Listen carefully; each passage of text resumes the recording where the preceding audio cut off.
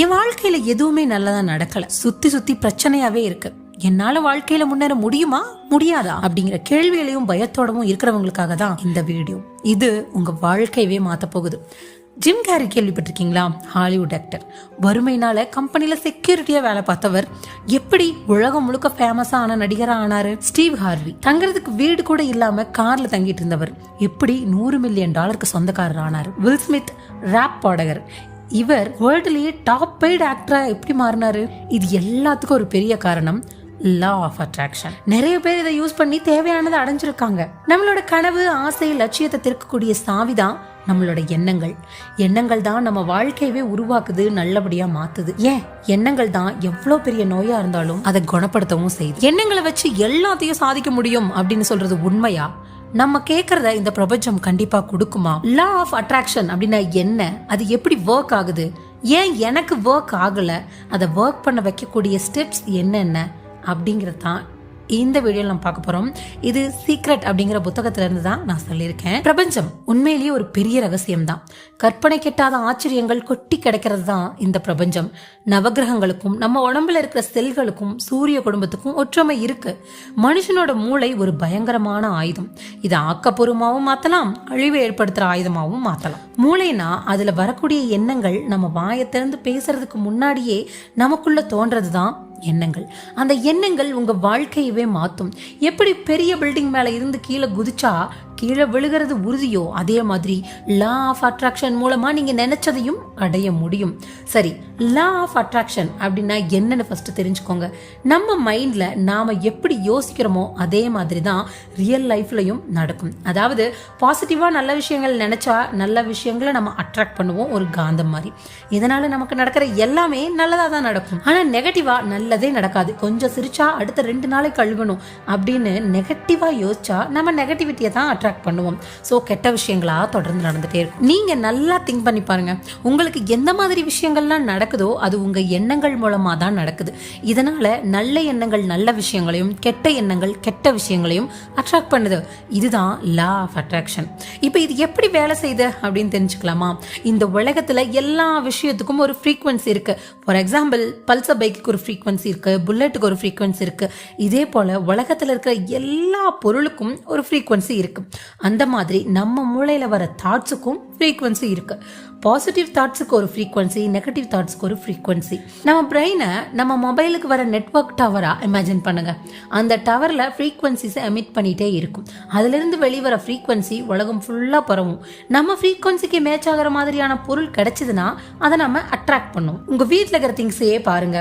வீட்டில் இருக்கிற ஒவ்வொரு பொருளையும் ஃபேமிலி மெம்பர்ஸ் யாராவது ஒருத்தர் அதை நினைச்சிருப்பாங்க, ஆசைப்பட்டிருப்பாங்க. அந்த ஃப்ரீக்வன்சி மேட்ச் ஆனதுனால தான் அந்த பொருள் இப்போ உங்கள் வீட்டில் இருக்கு. ஓகே, நானும் இதை யூஸ் பண்ணுறேன், ஆனால் எனக்கு ஒர்க் ஆகலையே அப்படின்னு நீங்கள் யோசிக்கிறீங்களா?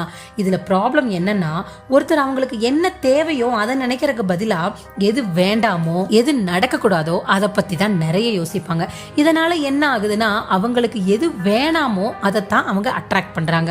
எதை பற்றி அதிகம் யோசிக்கிறீங்களோ அதைத்தான் அட்ராக்ட் பண்ணுவோம். எக்ஸாம்பிளுக்கு நீங்க பணக்காரர் ஆகணும்னு நினைச்சா பெருசா பாசிட்டிவா யோசிங்க. நீங்க பணத்தை எப்படி சம்பாதிப்பீங்க, வீடு, காரு, சொத்து இதெல்லாம் எப்படி வாங்குவீங்க அப்படின்னு. அதை விட்டுட்டு பணம் இல்லைன்னா என்ன ஆகும், நடுத்தருவுக்கு வந்துருவேன், கடங்காரன் ஆயிடுவேன் அப்படின்னு யோசிச்சுட்டே இருந்தா கடைசியா அதைத்தான் நீங்க அட்ராக்ட் பண்ணி பணம் இல்லாத நிலைமைக்கு போவீங்க. எக்ஸாம்பிளுக்கு, நெக்ஸ்ட் டே மார்னிங் இவர் ஒரு முக்கியமான மீட்டிங்கு போக வேண்டியிருக்கு. அதுக்கு அவரு சீக்கிரமா கிளம்பி போகணும்னு நினைக்கிறாரு. ஆனா சீக்கிரம் போக என்ன பண்ணணுமோ அதை நினைக்காம லேட்டா போயிட்டா என்ன ஆகுமோ அப்படின்னு அவர் யோசிச்சுட்டே இருந்ததால நைட்டு சீக்கிரமா பெட்டுக்கு போனா கூட அவருக்கு தூக்கம் வரல. சோ லேட்டா கிளம்புறாரு. வழக்கமான டைம்ல இருக்கிற டிராபிக்கை விட ஜாஸ்தி இருக்கு. சோ மீட்டிங்க்கு லேட்டா தான் போறாரு. இதுதான் நிறைய பேரோட ப்ராப்ளமே. அவங்க எப்பவுமே நெகட்டிவா யோசிக்கிறாங்க. பணக்காரனா இருக்கணும்னு நினைக்கிறத விட ஏழையா இருக்கக்கூடாது அப்படிங்கறத தான் அதிகமா நினைக்கிறாங்க. ஆரோக்கியமா இருக்கணும்னு நினைக்கிறதுக்கு பதிலா வீக்கா இருக்கக்கூடாது அப்படின்னு நினைக்கிறாங்க.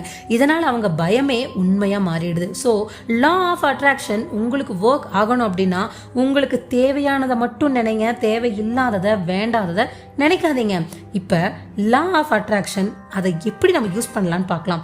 இதை யூஸ் பண்றதுக்கு 3 ஸ்டெப்ஸ் இருக்கு. இதை ஃபாலோ பண்ணி சக்சஸ்ஃபுல்லா நம்மளால மாற முடியும். Step 1, ask what you want. உங்களுக்கு ஒரு விஷயம் கிடைக்கிறதுக்கு முன்னாடி உங்களுக்கு எக்ஸாக்டா என்ன வேணும் அப்படின்னு கிளியராகவும் ஸ்பெசிஃபிக்காகவும் இருங்க. இவ்வளோ இருந்தா போதும் அப்படின்னு லிமிட் வைக்காதீங்க. பணக்காரனா இருக்கணும் அப்படின்னு நினைச்சாவே பெரிய சொகுசு வீடு, branded Rolls Royce, costly car, சொத்து இதெல்லாம் வேணும்னு பெருசா இமேஜின் பண்ணுங்க. அதுக்கப்புறம் அதை பத்தி எவ்வளவு தூரம் உங்களால திங்க் பண்ணிட்டே இருக்க முடியுமோ அவ்வளவு தூரம் யோசிச்சுட்டே இருங்க. அதுக்காக டைம் ஸ்பெண்ட் பண்ணி திங்க் பண்ணுங்க. Step 2, believe that you will achieve it.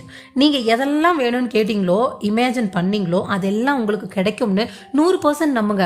உங்க தகுதியை நீங்க சந்தேகப்படாதீங்க. நீங்க என்ன நினைச்சாலும் அதை உங்களால அச்சீவ் பண்ண கண்டிப்பா முடியும். ஃபார் எக்ஸாம்பிள், நீங்க ஏதாவது ஒரு பொருளை ஆர்டர் பண்றீங்க அப்படின்னா அது கண்டிப்பா உங்க அட்ரஸ்க்கு டெலிவரி ஆயிரும் நம்புவீங்கல்ல. அதே போல ஸ்டெப் 1ல எதெல்லாம் வேணும்னு நீங்க கேட்டீங்களோ அதை ஆர்டர் பண்ணதா நினைச்சுக்கோங்க. அது கண்டிப்பா உங்களுக்கு டெலிவரி ஆகும்னு நம்புங்க. Step 3, receive what you believe. First 2 step முடிஞ்சதுக்கு அப்புறம் நீங்க வேணும்னு நினைச்ச எல்லாத்தையும் அச்சீவ் பண்ணிட்டீங்க அப்படின்னு நினைங்க. நீங்க ஆசைப்பட்டதெல்லாம் கிடைச்சிட்டா எப்படி சந்தோஷப்படுவீங்களோ, எப்படி ஃபீல் பண்ணுவீங்களோ அந்த மாதிரி நினைச்சு பாருங்க. உங்களோட ட்ரீம் ஹவுஸ் கிடைச்சு அதுல நீங்க வாழ்ற மாதிரி நினைச்சு பாருங்க. இந்த 3 ஸ்டெப்ஸ் தான் லா ஆஃப் அட்ராக்ஷனோட முக்கியமான ப்ரொசீஜர். எல்லாத்த விட முக்கியமான விஷயம், இதெல்லாம் நடக்கணும்னா அதுக்காக நீங்களும் கொஞ்சம் வேலை செய்யணும். நீங்க இப்படி இமேஜின் பண்ணும்போது நிறைய ஆப்பர்ச்சுனிட்டிஸ் கிடைக்கும். அதை யூஸ் பண்ணிக்கணும். அதுக்காக வேலை செய்யணும். No actions equal to no results. நான் ஒன்றும் பண்ண மாட்டேன், சும்மா உட்காந்து கனவு மட்டும்தான் காணுவேன், இமேஜின் பண்ணி மட்டுமே எல்லாம் அச்சீவ் பண்ணிட முடியும் அப்படின்னு நினைச்சிட்டு இருந்தா ஒண்ணுமே நடக்காது.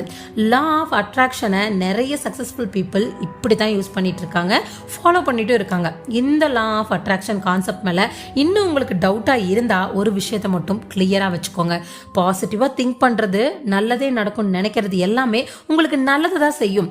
பாசிட்டிவா இப்படி திங்க் பண்றதால உங்களுக்கு எந்த ஒரு லாஸும் கிடையாது.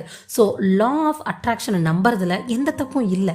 கரெக்டா? ஸோ உங்களுக்கு என்ன வேணுமோ, நீங்க என்ன ஆசைப்படுறீங்களோ அதுல மட்டும் பாசிட்டிவா கான்சென்ட்ரேட் பண்ணி இமேஜின் பண்ணுங்க, திங்க் பண்ணுங்க. எது வேண்டாமோ அதை நினைக்கவே நினைக்காதீங்க. இந்த லா ஆஃப் அட்ராக்ஷன் யூஸ் பண்ணி நீங்களும் உங்க லைஃப்ல அடுத்த ஸ்டேஜுக்கு போங்க. இந்த வீடியோ உங்களுக்கு பிடிச்சிருந்தா லைக் பண்ணுங்க, கமெண்ட் பண்ணுங்க, உங்க ஃப்ரெண்ட்ஸ்க்கு ஷேர் பண்ணுங்க. மறக்காம நம்ம சேனலை சப்ஸ்கிரைப் பண்ணிட்டு பெல் பட்டனை கிளிக் பண்ணிக்கோங்க. தேங்க்யூ.